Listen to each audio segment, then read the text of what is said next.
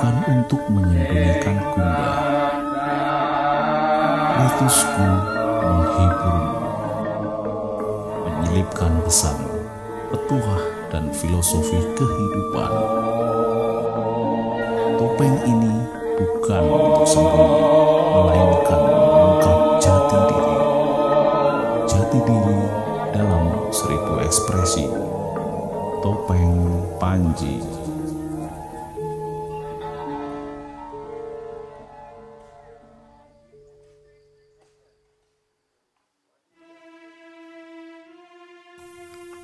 Mengenal nama Panji berasal dari cerita agung kisah asmara Panji Asmarabangun dan Dewi Sekartaji yang tumbuh di masa peralihan Wayang Purwa dalam cerita Mahabharata dan Ramayana ke Wayang Madya yang muncul kira-kira pada masa Jayabaya.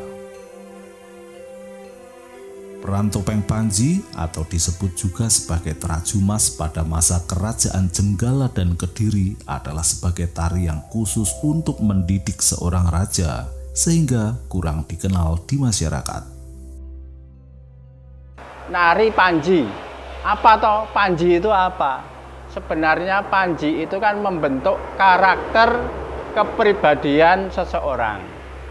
Kalau dulu menari Panji itu kan diharuskan kepada para pemimpin, seperti pemimpin kerajaan dan pokoknya keluarga keraton lah harus bisa menari Panji.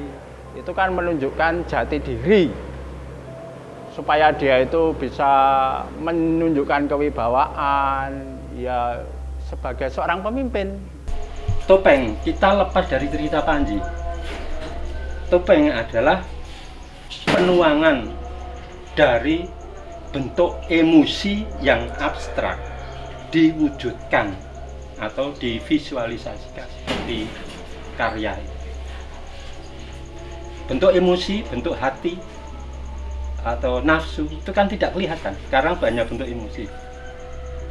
Itu diwujudkan. Bukan ini yang wujud asli. Tapi ini dengan hati kadang bertolakan. Padahal hati ini susah banget nih nek wong Jawa iki digawe sak seneng-senengi Mas. Mula nebak wong Jawa ki angel. Susah. Wong Jawa ki ketok guyu ning jane jerone sedih. Itu orang Jawa. Arjuna itu mungkin nek di India. Arjuna itu malah godhek kok ini. Keker itu fisik. Nah, tetapi hatinya lembut. Nah, makanya digambarke halus, lembut, bagus. Itu kalau di Jawa itu simbol atau wujud daripada emosi. Nah, topeng juga seperti itu. Seorang raja tidaklah boleh dinasehati bawahannya. Tentu harus bisa menasehati diri sendiri dalam hal ini melalui filosofi dan cerita yang dibalut dalam tarian Topeng Panji.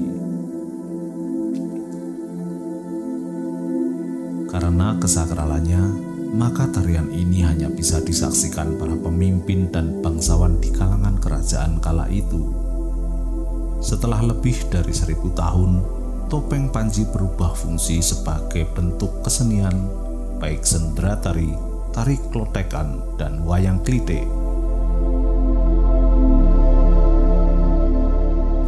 Dari perkembangan itu, Topeng Panji lebih banyak berkembang di masyarakat, tidak lagi di kalangan kerajaan. Maka cerita yang dibawakan dalam fragmen Topeng Panji lebih cenderung membawa cerita legenda, seperti Andi-Andi Lumut, Timun Mas, Cindilaras, dan lain sebagainya. Berdasarkan sejarahnya, Topeng Panji gaya Yogyakarta dikemukakan oleh Empu Warno Waskito. Pada awalnya beliau membuat topeng sederhana dari kertas yang juga disebut dengan topeng barangan. Pada tahun 1920-an, barulah ia menciptakan topeng dari kayu. Saya pada prinsipnya melestarikan topeng klasik tradisional gaya Yogyakarta. Jadi Saya sebagai generasi kedua dari kakek saya namanya Ki Warno Waskito, itu pendiri Sanggar Warno Waskito.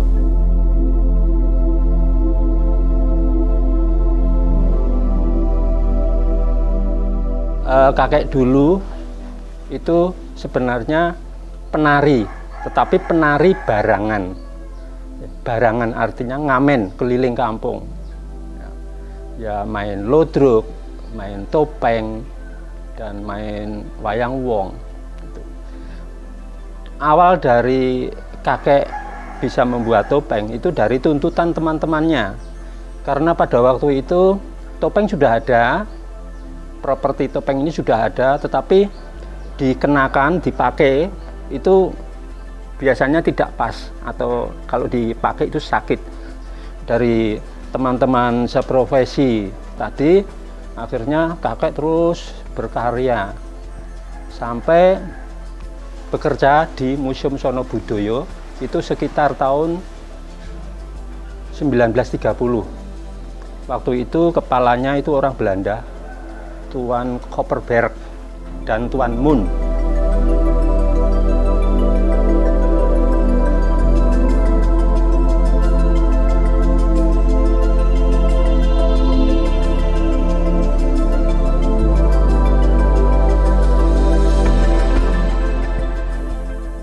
Pada sekitar tahun 1930, Empu Warno Waskito yang ditugaskan merestorasi topeng di Museum Sono Budoyo menjadi lebih banyak mengenal karakter topeng Panji. Beberapa di antaranya adalah topeng karya seorang maestro topeng era kolonial Belanda, Ontelir Diwikromo, atau dikenal sebagai Kiai Cakra. Di tahun yang sama, seorang bangsawan keraton Yogyakarta bernama GPH Tejokusumo tertarik dengan topeng karya Warno Waskito. Beliau pun mengangkat topeng itu dalam pendidikan tari klasik gaya Yogyakarta. Dari situlah tari topeng Panji gaya Yogyakarta diciptakan. GPH Tejokusumo adalah putra HB7 yang mendirikan perguruan tari pertama di luar keraton bersama dengan BPH Suryo Diningrat. Perguruan tersebut bernama Krido Bekso Wiromo yang lahir pada tahun 1918.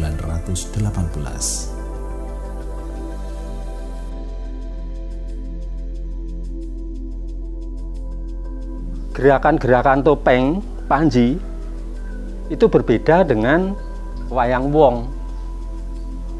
Gerakannya beda. Yang membedakan antaranya gerak lambung. Gerak lambung itu ini. Nah, ini kanan. Kalau yang kiri ya kiri. Ini gerak lambung ini. Sama gebekan. Gebekan itu ini.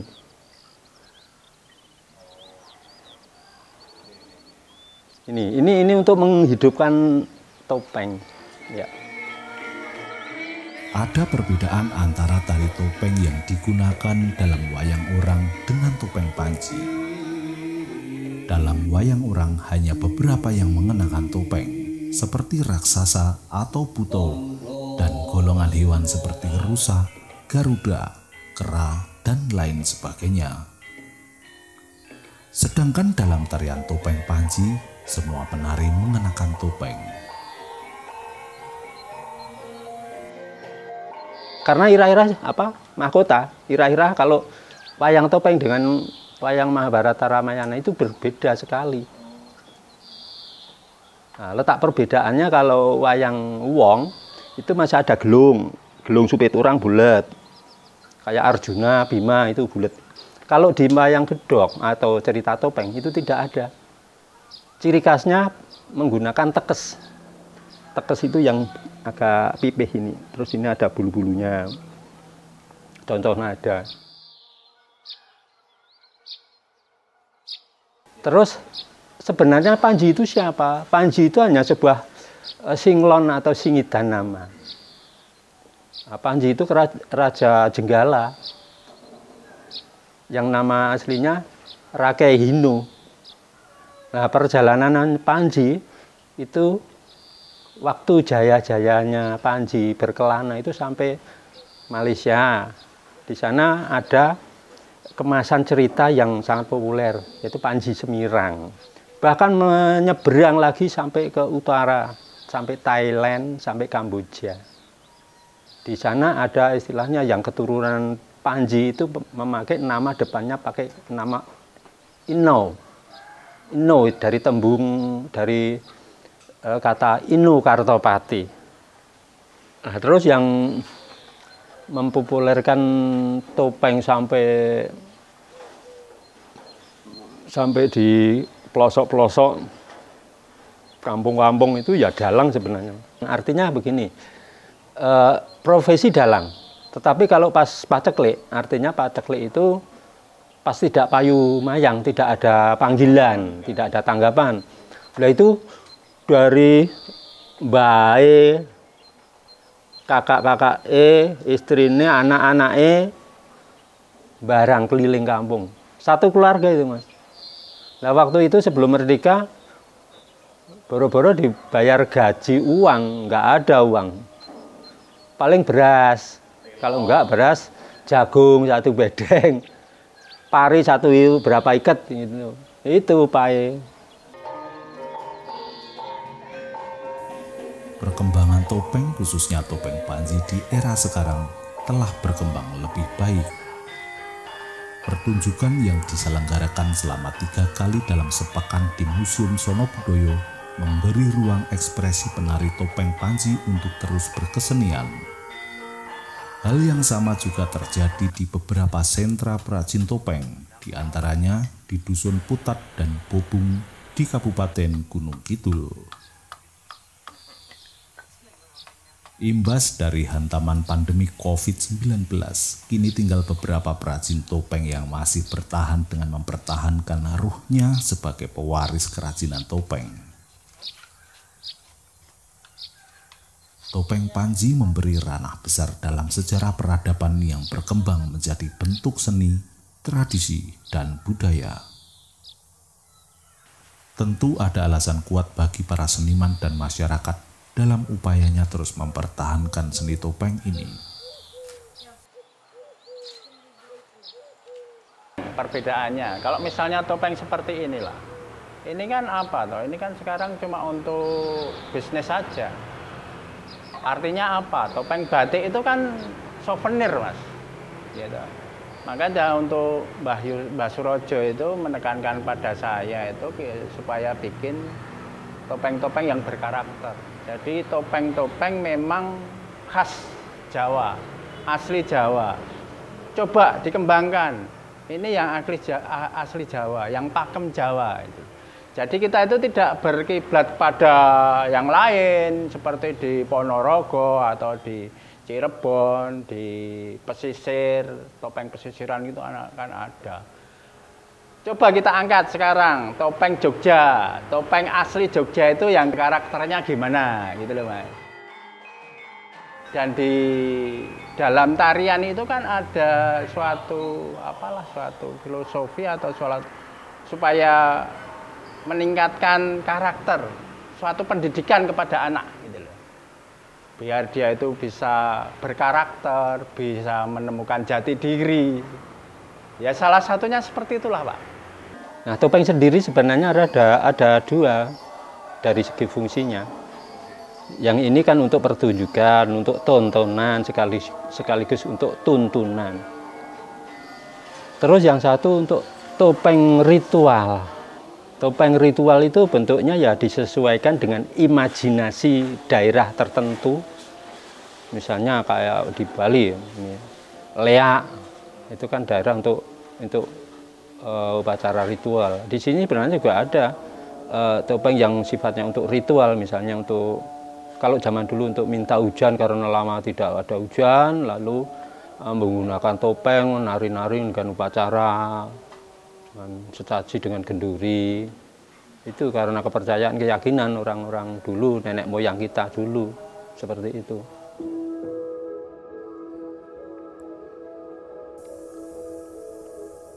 Topeng Panji memiliki makna yang kuat yang dapat menjadi petuah bagi manusia. 1. Kepribadian. Topeng Panji menggambarkan kepribadian manusia lewat simbol-simbol visual. Watakkan baik dan buruk tertampil nyata dari setiap karakter yang dibawakan. Dengan begitu, kita belajar bahwa wajah adalah perwakilan dari gambaran kepribadian kita. 2. Ekspresi. Suasana hati dan emosi seseorang terpancarkan lewat ekspresi wajah. Senang, sedih, murka, bahkan jenaka. Karena itu, wajah menjadi kekuatan utama seseorang dalam menghadapi kehidupan. 3. Motif dan warna. Setiap warna, garis, dan bentuk yang dibuat dalam topeng Panji sudah diperhitungkan untuk menggambarkan karakteristik yang ingin ditonjolkan. Karena itu, wajah adalah bagian paling penting dari tubuh manusia sebagai pusat energi.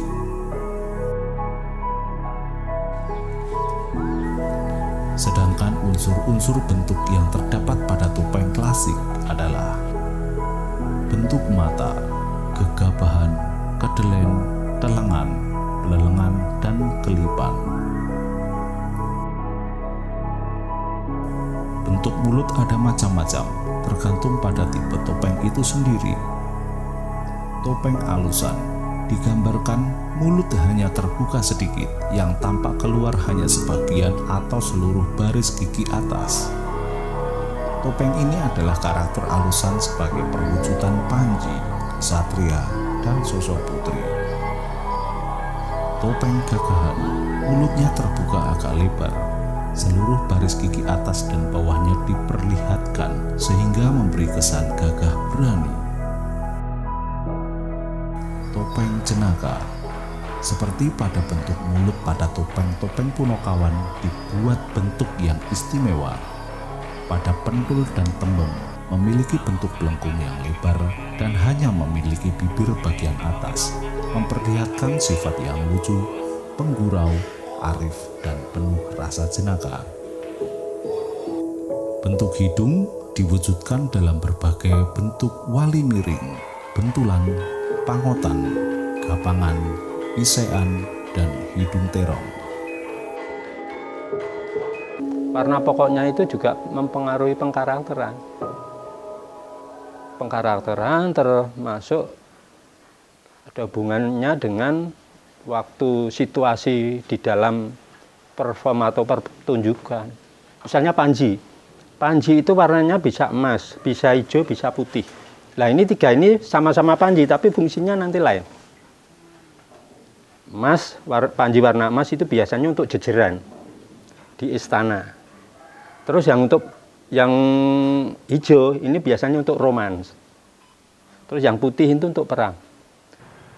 Kalau untuk pembuatannya sendiri, itu kalau yang paling sulit menurut saya itu untuk membuat tadi wondonya tadi. Supaya topeng itu bisa punya aura seperti hidup, gitu, berwibawa lah gitu.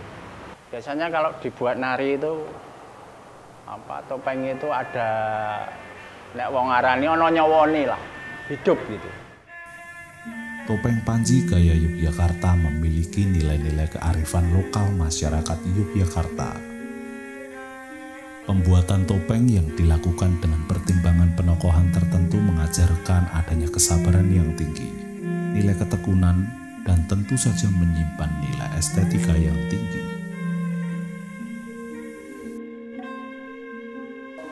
Terus naik sore itu, aja turu sore kaki,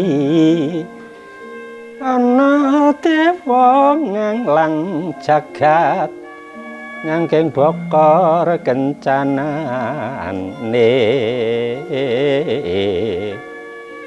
isine tono tetula sandang kelawan pangan, yaiku bagian nipun wong melek sabar narima. Ini yo maknanya juga dalam. Nggak ada yang namanya wahyu medune sore, mesti tengah malam tau. Makanya welinge nenek moyang aja turu sore kaki. Ana dewa ki nganglang arep mandum rezeki. Rezeki mesti diparingke sang wong betah tugur, betah melek. Prihatin ya, Pak. Iya, intinya wong sing sregep prihatin, wong sing gelem prihatin itu sing bakal menerima rezeki. Nah, tembang-tembang seperti itu saja sekarang udah langka Pak Mas. Padahal penuh pitutur, penuh filosofi. Penokohan topeng yang menceritakan karakter-karakter tokoh Panji memberikan nilai-nilai sejarah, nilai filosofi, dan nilai petuah bagi kehidupan masyarakat Yogyakarta. Tradisi dalam meragam seni dan budaya adalah sebuah jati diri, sebuah muruah bagi kita untuk menjaga, melestarikan, memelihara, dan mengajarkan kepada setiap generasi.